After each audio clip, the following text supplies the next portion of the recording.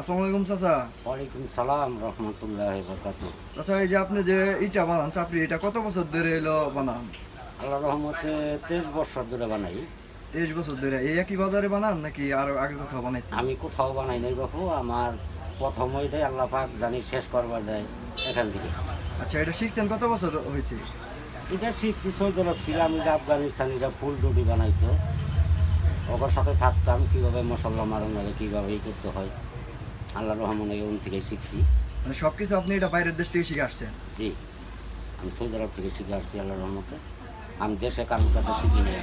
আচ্ছা চাচা, শুনলাম এই জিনিসটা নাকি বিদেশে অনেক নিয়ে যায়। হ্যাঁ, যায় আল্লাহ রহমতে, বিদেশ যায়।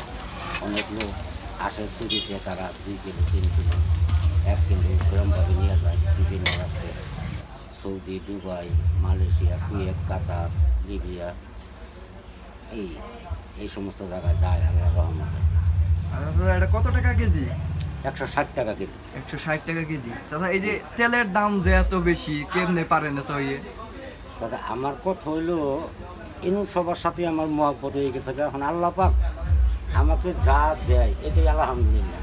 আমার কতটা লাভের দরকার নাই, সীমিত লাভ থাকলে মানুষের মাঝে টাকায় আসি, কথাবার্তা বলি, ই করি, এটাই একটা শান্তি লাগে আছে।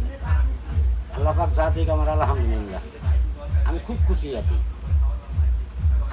এই সাইড থেকে দিই, মুসমুসা দিকে। আচ্ছা।